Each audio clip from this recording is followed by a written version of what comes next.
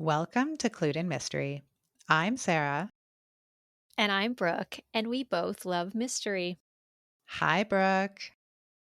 Hi, Sarah. I'm so excited. We have our first guest of the season today.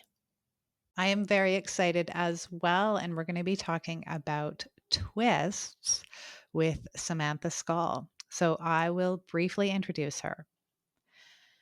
A fan of the scary, mysterious, and suspenseful, Samantha Skal is the executive director of Thriller Fest, the co founder of Shadows and Secrets Writing Retreats, a series of thriller mystery focused writing retreats in Salem, Massachusetts' most haunted hotel, and an author accelerator certified book coach who specializes in coaching mystery, thriller, and suspense authors from novel planning through the delightful hell that is revision. Her superpower as a coach is brainstorming twists without ground up rewrites, and she recently released a standalone mini course for blocked thriller writers, Find Your Final Twist. An enthusiast of homemade sourdough and cheese of all kinds, Sam is an agented author who writes stories that keep her up at night and lives in the beautiful Pacific Northwest. So, welcome, Sam. Thank you so much for having me, you two. This is such a pleasure to be here, and I can't wait to talk about my most favorite subject. Oh, that is fantastic. And, I was getting my notebook out because as both as a reader and a writer, I am so excited about this topic. But then I just decided, no, we're just going to talk and I can re-listen to this episode myself as many times as I want to. So, to get us started, Sam, what is the difference between a twist and a red herring? And are they related in storytelling? So absolutely. So I like to think of a twist in a couple different ways. You can think of it either as a reveal of the villain's truth, like what's actually happening in the story. And sometimes it resonates if I describe it as a correction of a misassumption, right? So if you're moving through a story and you're the protagonist and you're making all these assumptions about what's actually going on, when you actually hit the truth, that is a twist because it's unexpected, right? Red herrings are those assumptions, but they don't turn out to be the actual truth. And so they are related. And as authors, we want to build those in to misdirect the reader because, of course, we're coming at it from a totally different perspective to, mess up the reader as they read and try to get them to think whatever we want them to think so that it becomes even twistier. But the protagonist is the person who is going to receive all of these clues throughout and make some assumptions. Some of them are going to be correct, some of them are not. The incorrect ones generally end up being red herrings, right, as they pursue the truth. Oh, thanks for that definition, Sam. So, what do you think makes a great twist? So I personally love those twists where when as the reader you read them you're like, "Oh my gosh, like I should have seen that coming and all the clues were there but I didn't." And the author just so beautifully guided me on this journey, but I don't feel like it came out of left field, like there are so many little clues in the book and when I look back it's crystal clear, but I just didn't see it coming. But when we don't have those like peppered clues throughout, it can feel less satisfying. And I think as an author, we all want to write satisfying novels where the readers read them and put them down at the end and say, "Where's the pre-order link for the next one?" Like how can I keep going with this person because they gave me such a lovely experience as a reader. Does an author need to be someone who plots out their mysteries, or can they be a discovery writer and still have great twists? What a good question. So, I personally fall somewhere in the middle of that. I have worked with full plotters who have these beautiful, I could never do it myself, 20, 30, 80 page outlines. And then I work with people who are like, absolutely don't come at me with that plotting stuff. I need to discovery write the whole time. As a personal writer, I discovery write for the first probably 10,000 words to kind of figure out what I want to write about and what this story is. And then like I do with my clients, I get us into sort of a very high level outline. So it ends up being no more than 2 or 3 pages. It's like scene by scene. And I find the magic in that is that you know where you're going with who the villain is, what's actually going on, because you do have to know that when you're writing a mystery. You have to know quite a bit about what the actual story is underneath the surface because the protagonist is the one receiving that story. They don't, they aren't generally the person who knows everything from the beginning, although of course you can reverse that and plus what heist movies are, right? It's like the reversal of all of that, or, heist plots. But as you move through your story writing and as you move through writing itself, it is very possible to discovery write and find some new fun thing that comes up at like, scene 5 or whatever. And then the way this outlining works, because it's so high level, is you can adjust from there, right? So you know what the villain's doing, you know kind of where you want to go. You have bumpers on how you're writing, but you're not so locked in. I personally find that plotting to such an extent removes the joy for me, but every writer is so different. And so if plotting works for you, like by all means, right? And if you just want a discovery write, I would encourage those writers to sit down and write just a bit about who the villain is, what is actually going on in the story, what actually happened, and then have your discovery writing be about how the protagonist receives all those clues. And I think that's the happy medium. I've found great success with this. But of course, every writer is different. And some people listening are going to be like, nope, not for me. And, that's okay too. But this is what I found works consistently. Oh, that's fantastic advice. So, Sam, do you see some twists that are overdone? And is there a way to freshen tired twists? Yeah, absolutely. There's kind of a two parts to that question. So the overdone part, I think that when there are too many clues, this is what beta readers are for. So at a certain point, we as authors cannot see our own work clearly, right? We all get to that point where we're like, oh my gosh, this is so obvious. Like, people are going to know from page 1 what's going to happen. And that's because we have this viewpoint of knowing everything. So everyone feels that way. So if you, the writer, are feeling that way, that's totally normal. But as you give things to beta readers, I like to give my betas a series of very specific questions where it's like, write down the page number of when you realize these things, because you don't want to just give a beta like, did you like it? Because if they know you at all, they're going to lie to you because they love you. Or they're going to be super harsh, and there's not really like very much middle ground there. And neither one of those is particularly helpful. So if you ask, when did you figure out who did it? That page number is super helpful. I also include like, when did you get bored? When were you confused? I guess those are the main 3. So I think the big thing with twists is it goes along with tropes, right? So in mysteries, there's a lot of, the classic one is like the butler did it, right? And if you have a locked room mystery in a big mansion or whatever, everyone's going to be like, oh yeah, the butler did it because of Clue. And there's just, Agatha Christie. Like, there's just so many things that already exist out there in the world. And so as an author, think about the whole library of mysteries that exist and think about what you've seen before and play with that, So if you have a butler in your mix of cast of characters, have it look like they did it, and then have them not do it. And then maybe at the very, very end, that final twist, it turns out they did, but they knew because everyone was in this story together that it looks like they did it. So they took extra care to make sure, it can go around and around like that. But I think that's how you make something fresh, is by messing with the reader expectations and understanding that people are going to come in with their own knowledge of the genre and what they think is going to happen. Oh, this is wonderful advice, Sam. I feel like I'm like Brooke. I'm going to have to re-listen to this several times. Oh, thanks so much. Yeah, I absorb mysteries and thrillers just like we all do, right? We're all fans of this genre, but the unpacking of them is something that I've gotten into in the last 5 years. And it's very annoying for my spouse when we watch movies, because I sit there and I'm like, I pause it and I'm like, ooh, it's 35%. Here's what's going to happen. And he's like, stop it. So this is comes with a warning label if you get into this hobby.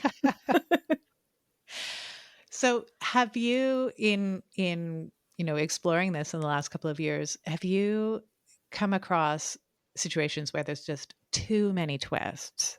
And how many twists would be considered too many?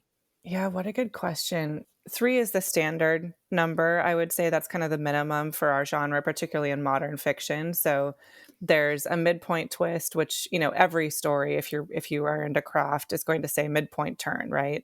I like to think of that as something that comes up in a mystery or a thriller where they can't go back. There's just, we're in it. We just have to go forward to the climactic scene and get through this. Typically in like horror is a great example of this. That's when they realize they can't leave the house, right? So in mysteries, it could be like, okay, the killer's coming after me now, or I've gotten too close, or whatever it is. The climactic twist, somewhere between 80 and 85%, it kind of depends on how your story shakes out. But that is where the story question gets answered. So who did it? And that may not be your final villain, right? This might be someone who was set up to take the fall, or who actually committed the murder or did the thing, but they had reasons that you don't know about. And that's how you get into the final twist. And the final twist is like that 98%, like, oh my gosh, like what? Where did this come from? And I personally think that landing, the last couple pages, having something like that is just how you get that super satisfying reader feeling when you slam it closed. But of course, you can have like all kinds of assumptions and then corrections throughout. So, the thrillers particularly do this. Mysteries a little bit less. In mysteries, you typically have a big climactic scene where it seems like everything is solved, and then the tension, if you think of a balloon, kind of like squeezes out a little bit, and you get a little more relaxed, and all of a sudden it reinflates at the very, very end with some new piece of information that makes the reader and the protagonist and everybody rethink everything. In thrillers, you can kind of have this upward escalation starting at about 75%. And the climactic scene answers the story question, right? Like there's some kind of face off. And then the tension keeps increasing because they just learn more and more about what's actually going on up until the very last page, which is when you release the tension. And, readers of mysteries, like if I'm going to pick up a mystery, I'm sitting down to solve a whodunit. Like I like to think of mysteries as the answering the question of a crime that's already happened. Right. So typically we're starting with a dead body, or we're starting with a heist, or whatever it is, and we're solving it throughout. And there's going to be other, your body count can vary depending on your particular genre of mystery. In thrillers, it's preventing a crime from happening. And you might also have a starting crime, but that there's going to be something bigger that happens that you have to stop. And so those kind of lend themselves to various levels of tension, right? Like mysteries, vary from cozy all the way to kind of like dark noir. I'm probably forgetting something in that genre, and like the whole spread, but you're going to have varying levels of tension in that. In thrillers, it tends to be you start tension with a bang and then it just goes up from there. And there's a little bit of wiggle. The number of twists, it again, that's where betas come in. Like if your readers are like, I got bored because there was too much action and too much going on, that's a chance to have a scene where the reader sits down and like hides in a cave or something in the woods and is like, oh, all right, what do we know? Like, what's happening? What's our next move? Because you need to give your readers a chance to breathe too. And that's how you create that very sticky writing where the reader's like, well, I can't put it down now. I have to keep reading, even though it's 1 a.m. and I have to be up at 7 for my job. Like, so it depends on the story, but too many, I don't know. I mean, I think that kind of, I would love to read a book where I've seen too many. I have never personally seen that. I've read some books where it's been like bam, bam, bam, and they're really fun. So more the merrier. I think you're onto something there.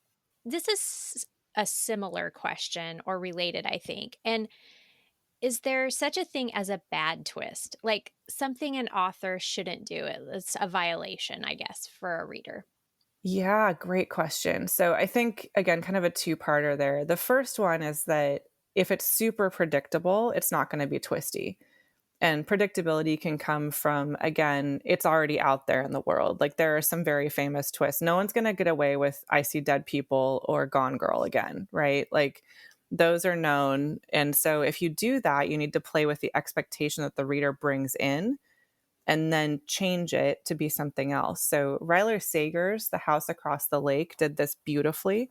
Even the title, The House Across the Lake, and it's like the back cover copy is like drunk woman watching neighbor, and so you think you're going to read yet another one of these, like drunk woman watching her neighbor, like Rear Window stuff, right?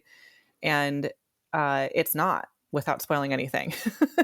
And I loved that he did that, because it's like you pick it up and you're like, okay, I'm going to be so bored. Like I know exactly what's going to happen. That's a bad twist, is when the reader picks it up and thinks and then you actually execute on that. Mm-hmm. Which is part of the problem with, I think copying a twist or whatever from another famous book, like the reader knows what's going to happen, so it's no fun. The other problem is when they come out of left field. So there's some wisdom out, and I wouldn't call it wisdom. There is some advice out there that's like, when you're writing twists, just think of the least likely thing that the protagonist would think or what's going on. And that can work with discovery writing. So, start asterisks on that, but you need to go back and lay the groundwork so that it actually ends up working at that point. But you never want to write a twist where the reader's like, wait, what? Like, where did this come from? I've never seen this person before. Like, there's been no mention. I couldn't possibly have solved it myself. And I think in mysteries, particularly, that's where you end up kind of upsetting readers, is because when we read mysteries as readers, we're reading it because we want to solve the crime. We want to feel smart. We want to get to the solution before the protagonist does. It's like that cat and mouse puzzle piece of it. And if we don't give the reader enough to play with, then they're going to feel very unsatisfied. And unsatisfied readers is how I would describe unsatisfying twists. Mm-hmm. It goes back to the idea of fair play, doesn't it? That was set clear back in the golden age. We do need to play fair and provide everything needed in order for that reader to follow along and hopefully solve the mystery too. Very, very well said. Yeah, completely agreed.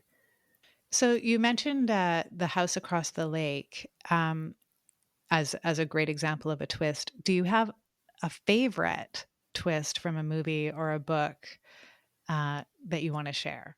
Yeah, sure. So Liv Constantine's The Last Mrs. Parish, I think, has one of the best twists that has come out in the last 10 years. There have been so many books that I've adored, so that's not an exhaustive list, but I talk about this one a lot. Spoiler alert. Okay, so I won't give away everything, but the master manipulation. So Liv Constantine is a sister duo who writes together, and the genius behind how they manipulated the reader is just so top notch. So, even starting with the back cover copy, and when we enter the story, we think we're rooting for this one person.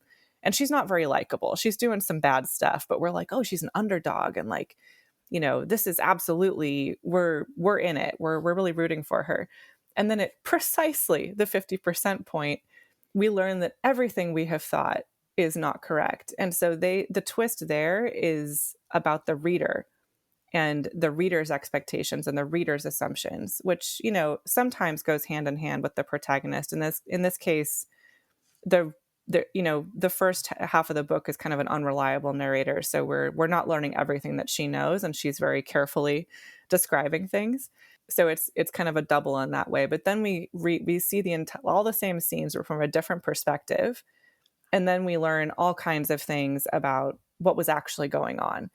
And I remember reading this book vividly and getting to that 50% mark and being like, what?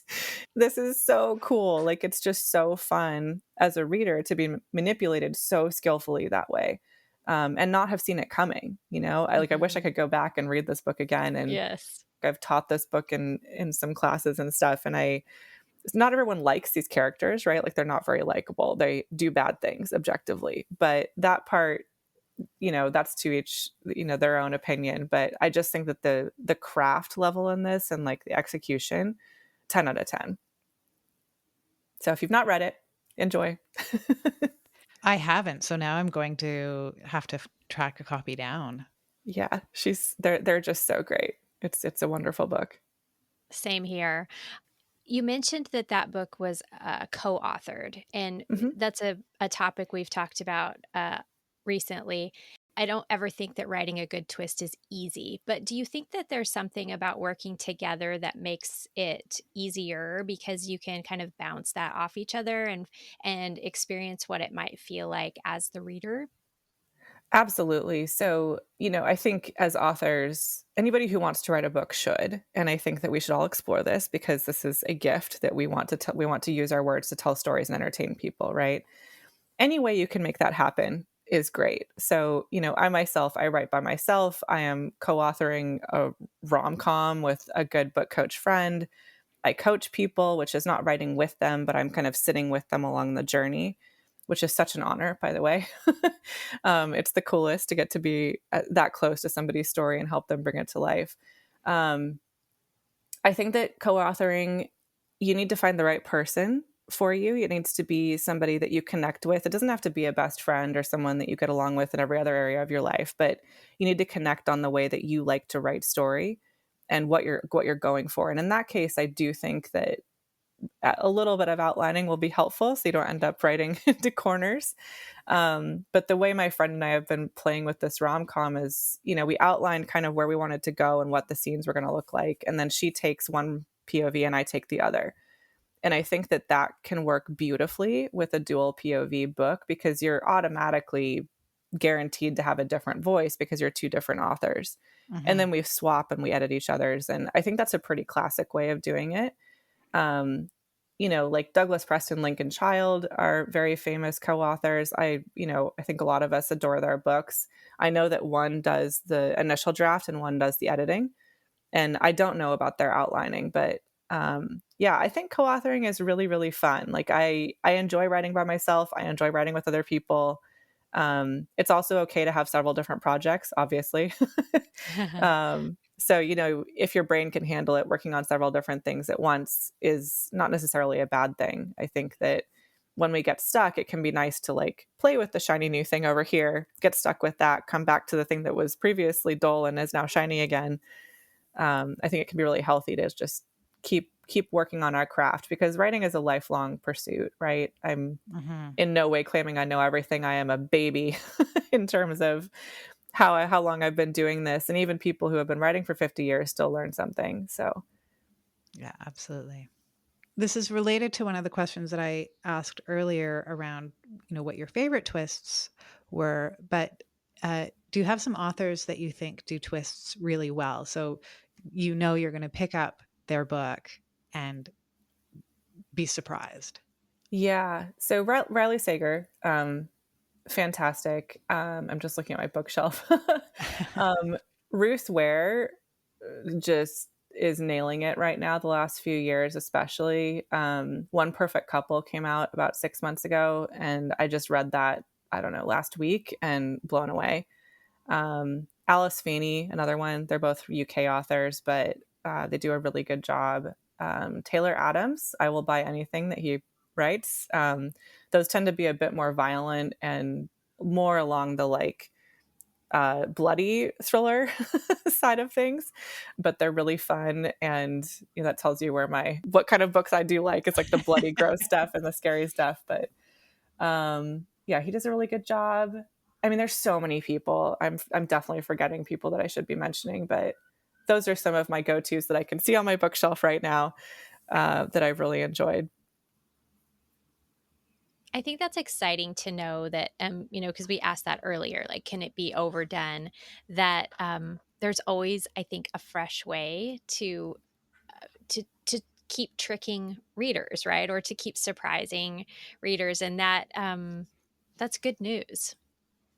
Yeah, it can feel really intimidating. It's not, again, I don't know everything. I've been in this world for 5 years and I have immersed myself in it. So I do know quite a bit, but I know enough to know what I don't know.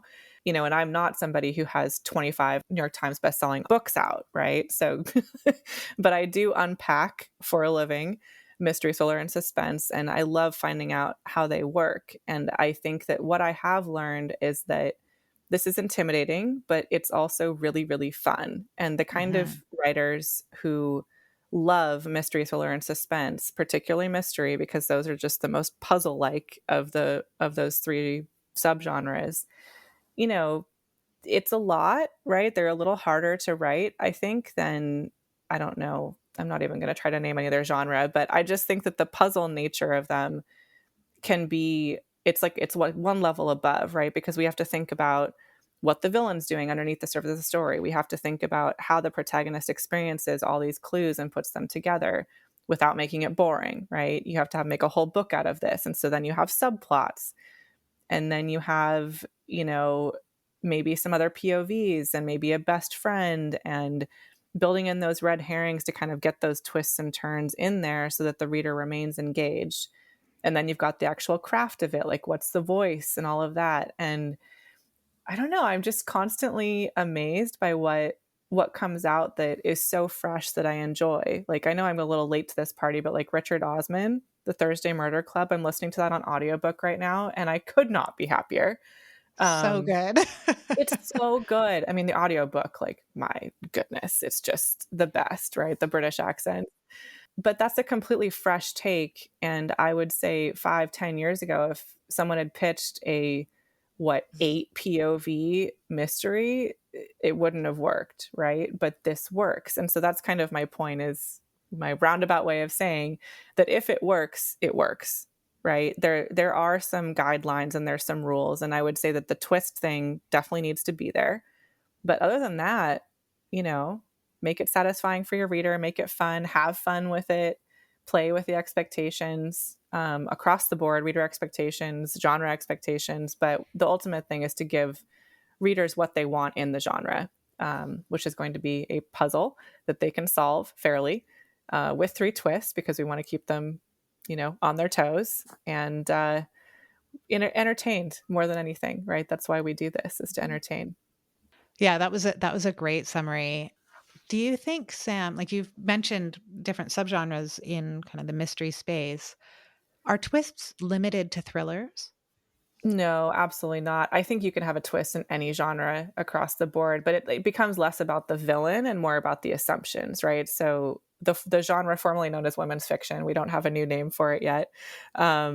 You can have all kinds of twists in that, because those are generally those stories tend to be about relationships, and relationships are largely based on our misassumptions, and this is how fights start, right? And so, same thing with romance. Like, you have person A and person B, and we know from the very beginning they're going to get together in the end. So there's no mystery about what's going to happen. We're reading these stories because we want to see how the journey shakes out. So, Mhm. women's fiction tends to be about female relationships and the varied everything that can take on. But if someone is assuming something and taking action on it, and then person B is assuming something and taking action on it, you can see very quickly where the tension comes from. And the twist is going to be the reveal of what was actually going on. Like, why did you do this? Where did this come from?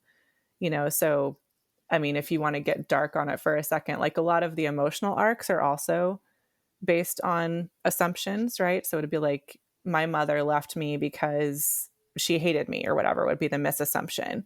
And then you find out during the climactic scene or after the final twist or whatever, that she left because she's secretly a spy and was saving the world. And it had, she loved me more than anything. And whatever it was, like, that's an assumption, and we don't know the truth. And the reveal of the truth is what makes it twisty. So definitely not limited to MTS, mystery, thriller, suspense, but classically, I would say, associated with that genre. Fantastic. Thanks. I love this stuff. I always like to plug community for writers. Obviously, based on my bio, I'm big on this. I run a conference and I run writing retreats, and I love working with people. So I think that finding your tribe in your writing world is really, really important. And I remember very vividly, like, I entered the writing world officially. COVID hit like 6 months later. So great timing for me for making new friends. But, I remember going to my first in-person conference and being just absolutely terrified. I knew one person from like a Zoom chat that I'd been on with, I found some Zoom people during COVID, like we all did.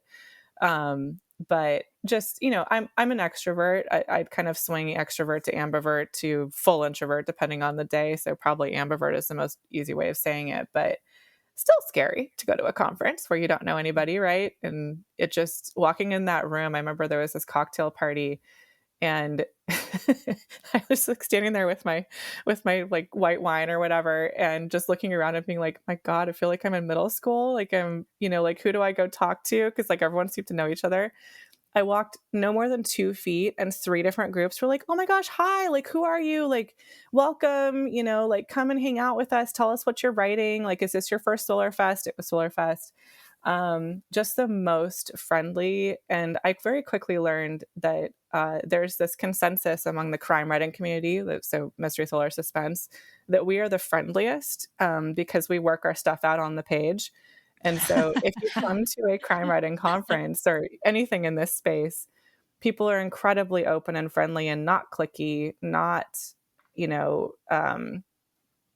there's no ego. I mean, of course there's ego. I'm not going to generalize like that, but generally there's very little ego and people are so welcoming.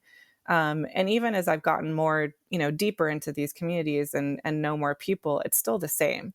Like, and it's not just because I like meeting new people. It's not just like I'm walking around the room doing this. Everybody does this.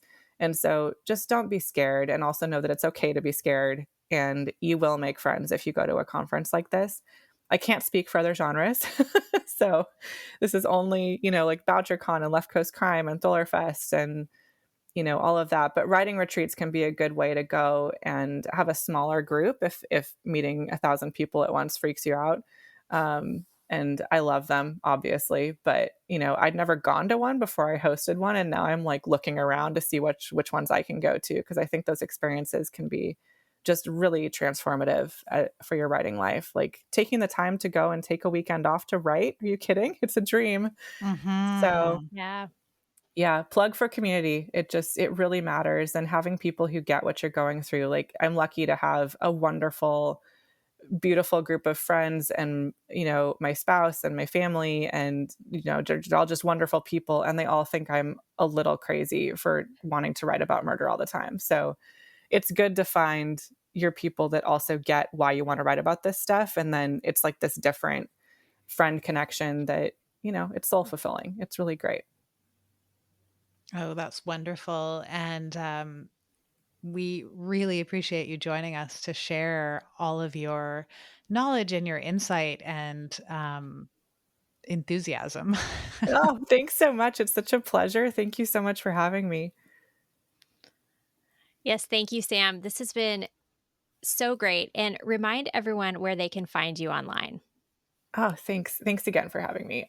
So my website is samanthaskal.com. That's probably the best place. I have connections, Shadows and Secrets Writing Retreats is linked on there. But if you want to go find that at shadowsandsecretsretreats.com, I am 99% sure. We have like 4 different ways of saying it, but it's definitely on samanthaskal.com. And I would love to hear from you. I'm on Insta. I'm, in all the places, but yeah, I just love this genre, and I love the people that write it, and we just need more people to write mysteries because there will never be enough. We completely agree, Sam, that there can never be enough mysteries. And I know that our listeners feel the same way. Thank you for joining us today, everyone, on Clued in Mystery. I'm Brooke. And I'm Sarah, and we both love mystery. Clued in Mystery is written and produced by Brooke Peterson and Sarah M. Stephen. Music is by Shane Ivers. If you liked what you heard, please consider telling a friend, leaving a review, or subscribing with your favorite podcast listening app. Visit our website at cluedinmystery.com to sign up for our newsletter, The Clued In Chronicle, or to join our paid membership, The Clued In Cartel. We're on social media at Clued In Mystery.